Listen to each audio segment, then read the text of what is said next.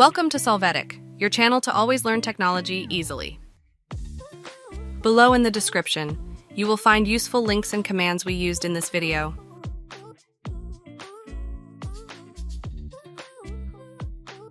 Today in Solvetic, we will see how to run disk check CMD command prompt laptop PC.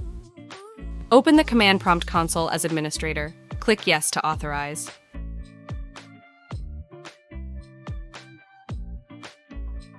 Now enter the command chkdsk. In the Explorer, check the letter of the drive to be analyzed.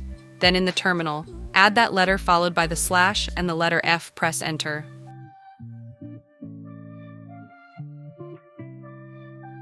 With this parameter F, you can correct errors on the disk. You will see a summary of the processed task.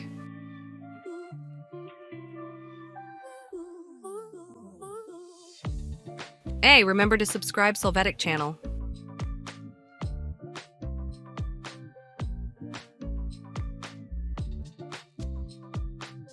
We hope it has been helpful for you. Here are links to watch more videos of your interest and subscribe to the Solvetic channel. Thank you.